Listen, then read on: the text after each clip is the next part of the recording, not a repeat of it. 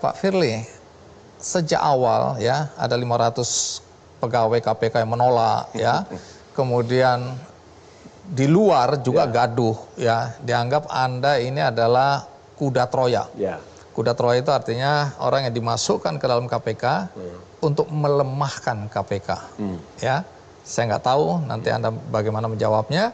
Dan kemudian hari ini kita lihat di edisi terakhir majalah Tempo, Anda digambarkan naik buaya yang besar sekali, kemudian di belakangnya ada satu sosok yang besar juga, dan kemudian judulnya adalah Siapa di Belakang Firly. Jadi orang tetap yakin bahwa Anda ini punya backing yang kuat sekali.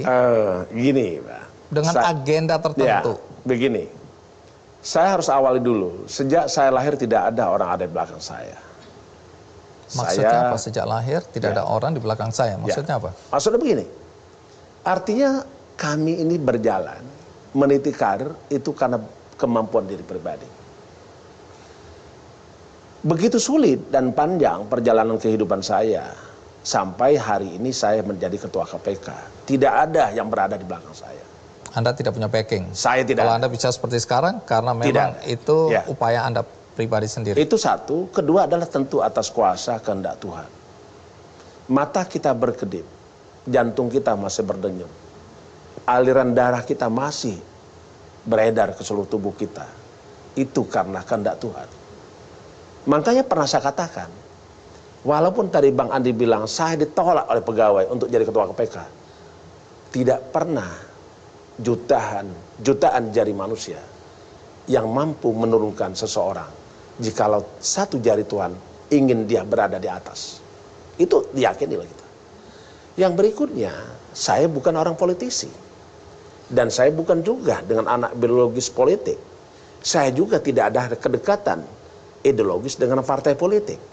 Tidak ada juga orang penguasa di negeri ini bersama-sama saya, apalagi berada di belakang saya. Tidak ada sama sekali. Itu yang harus saya pastikan. Yang kedua, saya daftar pimpinan KPK bukan disuruh orang. Saya justru kaget. Kenapa saat fit and proper test 56 suara DPR memilih saya. Padahal saya tidak pernah kenal dengan para kalangan partai politik. Tidak ada lobby-lobby sebelumnya? Tidak ada. Dan saya tidak pernah melakukan itu. Ada yang mengatakan bahwa DPR memilih Anda karena dianggap Anda orang yang cukup tangguh untuk melawan kelompok Novel Baswedan di KPK. Saya tidak ingin memberikan komentar itu. Tetapi yang pasti, di dalam paparan saya di Komisi 3 DPR tanggal 13 September 2019, saya jelaskan visi saya apa, misi saya apa, strategi pemberantasan korupsi bagaimana, apa yang harus dicapai oleh KPK.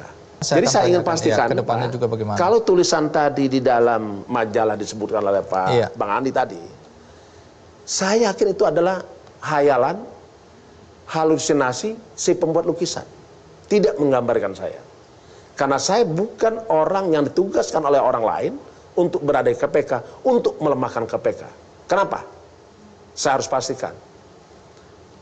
Bang Andi bisa lihat bagaimana dan apa yang kami lakukan terkait dengan pemberantasan korupsi. Berapa banyak pencegahan yang kita lakukan. Berapa banyak melakukan pendidikan masyarakat. Berapa banyak potensi kerugian negara yang sudah kita selamatkan tahun 2020. Kurang lebih 552,4 triliun. Nanti saya akan tanyakan karena banyak orang yang kemudian menilai di bawah kepemimpinan Anda justru tidak ada prestasi yang menonjol dari KPK. Nanti Anda jelaskan. Boleh. Tapi setelah ini saya akan bertanya juga, atau Anda masih mau menjelaskan soal siapa di belakang Anda? Karena tuduhan itu begitu kuatnya, orang percaya bahwa ada kekuatan luar biasa di belakang Anda dan Anda adalah pion yang dimainkan.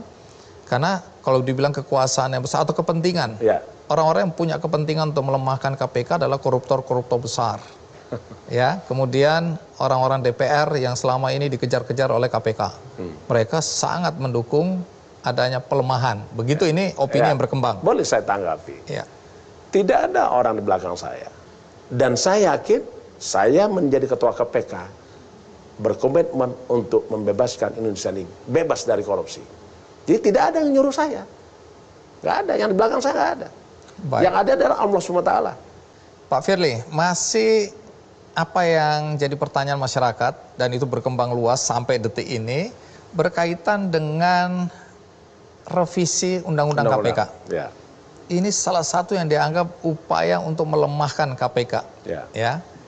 Nah, Anda adalah orang yang cukup frontal dikatakan mendukung ya adanya revisi. Sekarang pertanyaannya kenapa dulu Anda sangat mendukung revisi Undang-Undang KPK? Apa kelemahan KPK yang lama?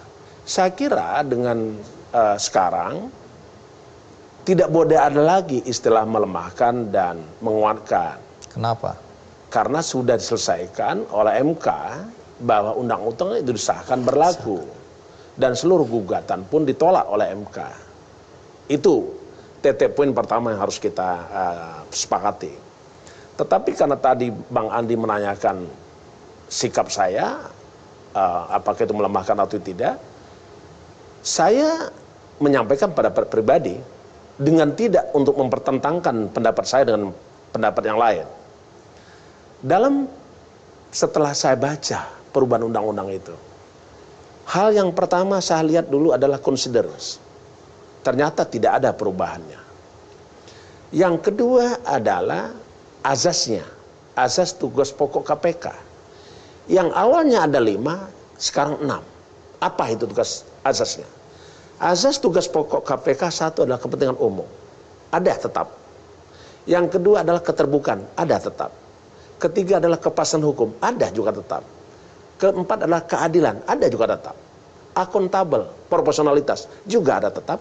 5. Tambah satu lagi, menjunjung tinggi hak asasi manusia. Saya kira penegakan hukum memang harus menjunjung tinggi hak asasi manusia.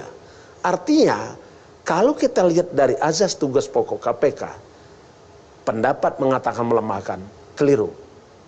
Itu dari azas tugas pokok KPK. Sekarang saya masuk lagi lihat tentang tugas pokok KPK. Undang-Undang nomor 30 2002, tugas pokok KPK ada 5. Sekarang menjadi 6. Ibaratkan kursi itu tiangnya ada 4, ditambah di tengah 1 lagi, jadi 5. Kalau tadi kursinya 5, tiangnya sekarang jadi 6. Saya ingin katakan, dari gambaran itu, tidak ada menunjukkan gejala bahwa kita bisa membuat kesimpulan bahwa Undang-Undang 19 2019 melemahkan KPK.